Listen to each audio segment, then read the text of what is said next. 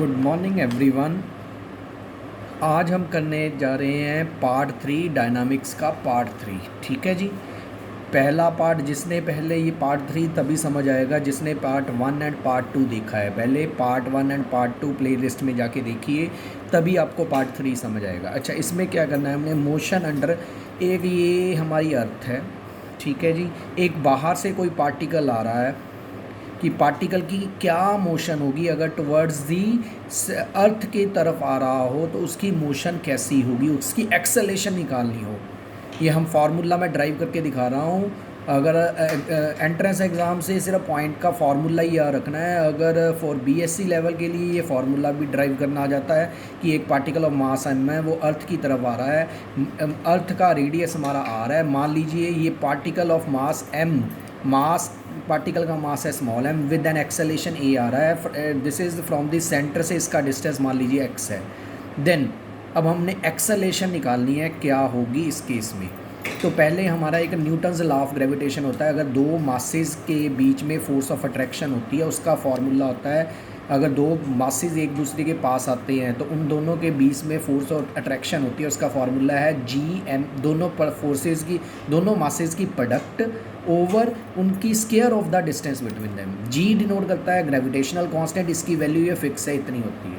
ठीक है, ये आपने याद रखनी है। ये फिजिक्स का है, वैसे ये 9th में आता है। आल्सो हमें पता है अगर पार्टिकल इधर आ रहा है तो by equation of motion for Newton second law force किसके इक्वल होगी, मास इनटू एक्सेलरेशन के। ये फोर्स की वैल्यू हमने यहाँ पे, इसकी वैल्यू यहाँ पे पुट कर दी, पुट करेंगे ये आया, m से m कैंसिल हो गया, therefore this is the acceleration.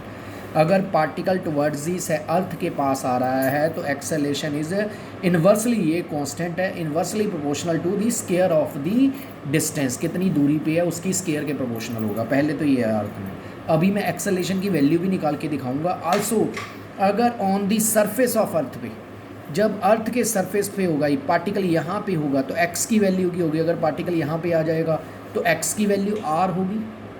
And acceleration कितना होता है on the surface of earth पे, तो हमें पता है एक्सेलेरेशन जी होता है। ये तो हम करते ही हैं, क्वेश्चन में पीछे किया है, यही मैं आगे ड्राइव कर रहा हूँ। अगर एक्स की वैल्यू रेडियस हो, अगर पार्टिकल सरफेस ऑफ अर्थ हो तो एक्सेलेरेशन जी होगा। अब हमारा हमने निकाला था जी किसके इक्वल निकाला था, G M upon x square के इक्वल, यही निकाली थी एक्सेलेरेशन। अगर ए की वैल्यू मैं जी पुट कर दूँ, जी एम एक्स की वैल्यू आर स्क्वायर, यहाँ से क्रॉस मल्टीप्लाई कर देंगे, ये जी एम की वैल्यू आ जाएगी। इसको मैं दोबारा से इसमें पुट कर दूंगा तो एक्सेलरेशन का ये फॉर्मूला है। ठीक है, जी हमें पता होता है 9.8 मीटर पर सेकेंड स्क्वायर होता है। आर होती है रेडियस ऑफ अर्थ, वे भी पता है, आर की वैल्यू भी फिक्स होती है, रेडियस ऑफ अर्थ 6370 किलोमीटर होती है। अगर इसकी वैल्यू यहाँ पुट कर दूँ तो acceleration is inversely proportional to the square of the distance whenever particle moves towards the earth. अच्छा, एक होती है एस्केप वेलोसिटी। एस्केप वेलोसिटी वो वेलोसिटी है जिससे अगर किसी भी पार्टिकल को प्रोजेक्ट किया जाए, मिनिमम वेलोसिटी, जैसे ये अर्थ है, यहाँ पे वो वेलोसिटी जिससे पार्टिकल को ऊपर को प्रोजेक्ट किया जाए कि वो पार्टिकल दोबारा से वापस ना आए, एस्केप हो जाए from the surface of earth से वापस ना आए, that is called escape velocity. ठीक है जी। वैसे वेलोसिटी निकालने का एस्केप वेलोसिटी का ये फार्मूला होता है, escape velocity is equal to, ये फार्मूला ही आपने याद रखना है, that is square root 2gr। अगर जी की वैल्यू 9.8, आर की वैल्यू 6370 किलोमीटर अगर पुट कर देंगे यहाँ पे तो एस्केप वेलोसिटी का आंसर ये आ जाएगा। ये आपने फार्मूला ही याद रखना है। एक तो ये याद रखना है एस्केप वेलोसिटी क्या होती है कि मिनिमम वेलोसिटी जिससे ये पार्टिकल को प्रोजेक्ट किया जाए, ये अर्थ की ग्रेविटेशनल फोर्स से दूर चले जाएगी, वापस आई ना, that is called escape velocity. उसका फॉर्मूला ये है, जी की वैल्यू 9.8 एंड आर की वैल्यू 6370 किलोमीटर पुट कर देंगे तो 11.17 या 11.2 किलोमीटर पर सेकेंड इसका आंसर आएगा। This is the escape velocity. ठीक है जी। नेक्स्ट आता है हमारा सिंपल हार्मोनिक मोशन। ये जरूर याद रखना है जी, सिंपल हार्मोनिक मोशन क्या होता है। ये देखिए, इसके लिए मान लीजिए ये एक पार्टिकल है, लॉन्ग स्ट्रेट लाइन जा रहा है, this is the fix point.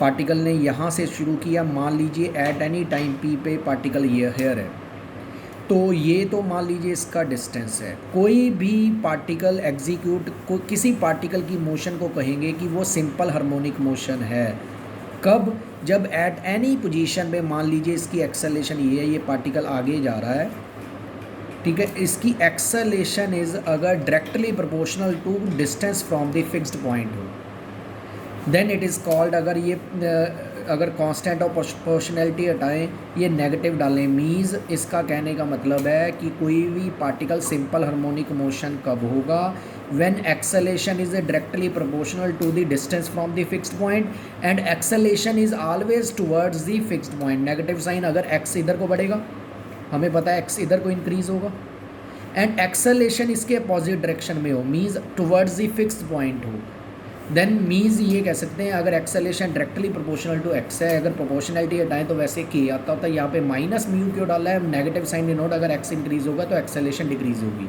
मतलब acceleration always towards the fix point हो, अगर एक्सेलेरेशन ये है then that motion is simple harmonic motion, जो ये फिक्स्ड पॉइंट होता है जिसको कहते हैं मीन पोजीशन। ठीक है जी, अब हमें पता है, हम आगे निकालेंगे, यहाँ पे वेलोसिटी होगी वो मैक्सिमम होगी, पार्टिकल यहाँ पे कभी नहीं खड़ेगा, ये चले जाएगा क्योंकि वेलोसिटी इसकी ज़्यादा है, ये इधर जाएगा तब तक चलता रहेगा जब एक ऐसा पॉइंट आएगा जहाँ पे इसकी वेलोसिटी ज़ीरो हो जाएगी। इस पॉइंट पे इसकी वेलोसिटी ज़ीरो होगी, ये जो डिस्टेंस यहाँ से यहाँ तक का ट्रैवल है इसको कहेंगे हम amplitude of simple harmonic motion. ठीक है, यहाँ पे इसकी वेलोसिटी ज़ीरो होगी एंड एक्सेलेरेशन यहाँ पे मैक्सिमम होगी, ये मैं आगे निकाल के दिखाता हूँ। एज इट इज़ फिर वापस आएगा क्योंकि यहाँ पे इसकी वेलोसिटी ज़ीरो, आगे नहीं जाएगा, ये वापस आना क्योंकि यहाँ पे कुछ एक्सेलेरेशन है, अगर एक्सेलेरेशन ज़ीरो होती तो यहीं पे खड़े रहना था, इसने फिर वापस आना शुरू कर देना है, चली जाएगा, इसकी वेलोसिटी फिर इंक्रीज़ होगी, यहाँ पे वेलोसिटी फिर मैक्सिमम होगी, ये इधर जाना चलेगा, यहाँ पे वेलोसिटी मैक्सिमम होगी, एक्सेलेरेशन है वो ज़ीरो होगी, वो मैं आगे ड्राइव करके दिखाता हूँ, क्योंकि यहाँ पे वेलोसिटी मैक्सिमम है, इसने फिर इधर जाना शुरू करना है, जब तक ले जाएगा जब तक इसकी वेलोसिटी ज़ीरो नहीं हो जाती। इस पॉइंट पे इसकी वेलोसिटी ज़ीरो होगी, यहाँ पे वेलोसिटी ज़ीरो होगी, एक्सेलेरेशन मैक्सिमम होगी, this is called extreme position. ठीक है जी, क्लियर है। चलो देखें, यही मैंने लिखा है कि ये है कि सिंपल हार्मोनिक मोशन कब होगा, if acceleration is directly proportional to x, proportionality हटाएंगे, या तो म्यू पालो या के डालो। ठीक है जी, देखें आगे, therefore in simple harmonic motion acceleration जो होती है माइनस म्यू एक्स होती है। अगर याद रखना, अगर एक्सेलेरेशन की मैं फार्मूला लगा दूं, एक्सेलेरेशन का फार्मूला होता है v d v over d x, क्योंकि यहाँ पे इधर एक्स है, अगर ये मैं यूज़ करके इंटीग्रेशन करूँ तो वेलोसिटी ये आ जाएगा, ये इजीली आर्टिकल में आपको पता चल जाएगा। Therefore velocity of the particle किसी भी टाइम की सिंपल हार्मोनिक मोशन में एट एनी टाइम पे वेलोसिटी निकालने का ये फॉर्मूला है। एम्पलीट्यूड हमें गिवन होगा, जिस पॉइंट पे निकालना है वो डिस्टेंस पता होगा, यहाँ पे वैल्यू पुट कर देंगे, वेलोसिटी आ जाएगा। अब मेन ध्यान रखना है, अब हमें पार्टिकल सिंपल हार्मोनिक ऐसे है, ये मेन पोजीशन है, ये एक्सट्रीम पोजीशन है। ठीक है जी, अब दो केस पॉसिबल है, क्या पता है, हमने जब पार्टिकल यहाँ था तब मैंने स्टॉप वॉच स्टार्ट की, यहाँ पे जब पार्टिकल हेयर है तो टाइम स्टॉप वॉच स्टार्ट की है, अगर पार्टिकल हेयर है तो स्टॉप वॉच स्टार्ट की है, तो एक्स निकालने का ये फार्मूला है साइन वाला, ए एम्पलीट्यूड है, ये साइन वाला फार्मूला यूज़ करना है। अगर ये ध्यान रखना है, अगर ये सिंपल हार्मोनिक मोशन बना रहा है, अगर पार्टिकल यहाँ पे है या यहाँ पे या यहाँ पे, तब मैंने स्टॉप वॉच स्टार्ट की तो एक्स निकालने का ये फार्मूला। बट ये ध्यान रखना है, एक्स हमेशा यहाँ से मापना है, ओरिजिन से, ये पक्का याद रखना है कि एक्स ओरिजिन से मापना है। अगर टाइम फ्रॉम मीन पोजीशन से माप रहा है तो ये फार्मूला यूज़ करना है साइन वाला, अगर टाइम फ्रॉम एक्सट्रीम पोजीशन से माप रहा है तो ये सिंपल फार्मूला ही पूछ लेता होता है एंट्रेंस में। एंड क्वेश्चंस इसके काफ़ी ईजी हैं, अगर आपको एम्पलीट्यूड दिया होगा, टाइम म्यू दिया होगा, उस पुट करके हमें एक्स ईजिली निकल जाएगा। अच्छा ये ध्यान रखना, ये फार्मूले एक्स के फार्मूले तब है अगर मीन पोजीशन ओरिजिन है, अगर mean position some distance from origin E हो, अगर मीन पोजीशन जैसे ये है कि अगर मीन पोजीशन हमारी है O dash, this is distance E from the origin, तो एक्स निकालने का हमारा ये फार्मूला, ये यूज़ नहीं होगा, किस कहीं पे आपको पता होना चाहिए ये क्या है। वेयर ई क्या डिनोट करता है, इनिशियल फेज कह सकते हैं, initial distance from the origin. ठीक है जी, क्लियर है। समझ आ गया बेटा। मीन ये याद रखना है, एक तो सिंपल हार्मोनिक मोशन में एक्सेलरेशन निकालने का ये फार्मूला है, वेलोसिटी निकालने का ये है, अगर टाइम मीन पोजीशन से माप रहे हैं तो डिस्टेंस निकालने का ये है, अगर एक्सट्रीम पोजीशन से माप रहे हैं तो ये है। ठीक है जी। अब मैंने ये आपको बता ही दिया कि वेलोसिटी मैक्सिमम मीन पोजीशन पे होगी, मैक्सिमम वैल्यू कितनी होगी ये मैग्नीट्यूड में, and velocity minimum extreme position पे होगी, तभी वहाँ पे ज़ीरो हो जाती है। ये आपने फार्मूले याद रखना है। As it is maximum acceleration in magnitude mean position पे होगी, that is mu A. Extreme position पे एम्पलीट्यूड मैक्सिमम होगा, सॉरी एक्सेलेरेशन मैक्सिमम होगी, एंड मीन पोजीशन पे एक्सेलेरेशन ज़ीरो होगी। एंड टाइम पीरियड का क्या मतलब है? टाइम पीरियड मीन्स पार्टिकल, ये मान लीजिए यहाँ से पार्टिकल को मैंने स्टार्ट किया टाइम को, ये पार्टिकल इधर गया पहले, ये वापस इधर आया, इधर गया, इधर गया, ये पूरा एक कंप्लीट रेवोल्यूशन को जहाँ से स्टार्ट है वहाँ पे वापस एक पूरा कंप्लीट रेवोल्यूशन को करने में जितना टाइम लगा, that is called time period. Time period निकालने का ये फॉर्मूला है, time period is equal to 2π/√μ। Clear है जी। टाइम पीरियड का क्या फॉर्मूला है? 2π/√μ।